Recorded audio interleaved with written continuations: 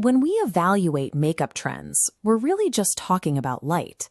The beauty industry is moving away from the wet, hyper-reflective glass skin look, pivoting to a softer, matte but not flat finish they call cloud skin. Glass skin relies on specular reflection. Light hits a wet surface and bounces directly back. But cloud skin is optical diffusion.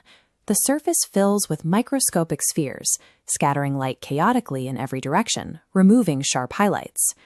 Because this is an exercise in optical physics, you can't simply paint it on. The success of this illusion depends entirely on the biological canvas underneath it. To understand how this works on your face, we have to look at the cosmetic chemistry making the illusion possible. The non-negotiable ingredient driving this entire blurring trend is a raw material called silica microspheres. A silica particle is highly porous, like a microscopic sponge with internal channels. Through capillary action, these channels aggressively wick up moisture and sebum, trapping liquid inside so oil doesn't pool on your skin's surface. This creates a dual action. The silica traps oil internally so you don't look greasy, while the exterior diffuses light. The lifespan of your blurred makeup is dictated by how much oil or moisture those spheres are forced to process on your specific face. Before you buy a blurring primer or foundation, you need to diagnose your skin's baseline behavior. You can do this with what we'll call the blur test. Take a completely clean fingertip and press it firmly to your T-zone. As this flowchart maps out, you're going to get one of three results: a wet print, a flaky print, or a clean print. If we follow the first path down to the wet print, this indicates an oily or large pore baseline. Here is the failure mode for oily skin. Those silica sponges will rapidly wick up your excess sebum, but they usually reach their maximum saturation capacity in roughly 3 hours. Once they're full, the optical blur collapses into a heavy, greasy texture. To prevent that collapse, you have to slow the release of oil. This requires prepping with lightweight gel moisturizers and targeted sebum-regulating actives before you even touch your makeup. Achieving cloud skin on an oily face means accepting a strict trade-off, sacrificing deep hydration to maintain the structural integrity of the blur. Then there is the opposite extreme, a biological canvas that severely lacks surface moisture. This is the flaky print. It indicates dry, peeling, or barrier-damaged skin, like the lifting edges you see in this macro footage. The failure mode here is entirely physical. The silica powder aggressively clings to those curled, lifted edges of dead skin cells and immediately absorbs whatever tiny amount of moisture you have left. This adherence ruins the optical diffusion.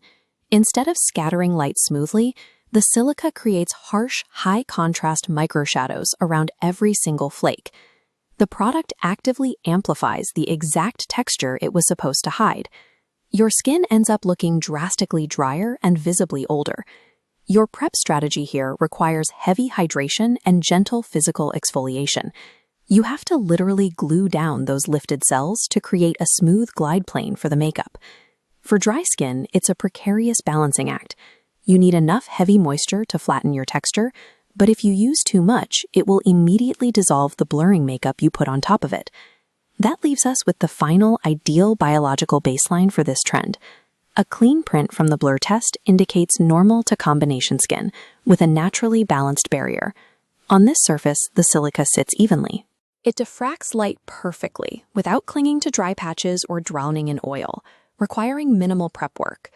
But as we map out the final trade-offs in this prep matrix, notice the risk for normal skin. If you over-apply the powder, you rapidly push the look from a soft, diffused cloud to a flat, lifeless matte. Looking at the unique prep penalty for every single skin type, one thing becomes clear. The idea of a universal blurring product is a cosmetic myth. Let's step back and look at how the beauty industry is selling us these formulas. Pore-filling primers and blurring balms are increasingly marketed as skincare treatments. They are not. They are strictly optical illusions. Daily use of these products provides a visual reduction of your pores only for the hours the product is physically resting on your face. The limit is physical. Once that makeup washes down the drain, as this footage illustrates, the biological size and function of your pores remains completely unchanged. Investing in the cloud skin routine is an investment in temporary visual aesthetics. It is not an investment in your long-term dermatological health. So, how do you actually navigate this trend? As this scorecard lays out, it comes down to a simple motto. Glass skin requires a surface wet enough to reflect light. Cloud skin requires a surface perfectly balanced enough to diffuse it. Before you spend money on the latest blurring balm or soft focus powder, perform the blur test to find your skin's friction points. True cosmetic success doesn't come from buying the perfect product. It comes from diagnosing the physics of your specific face and managing them rather than fighting your own biology.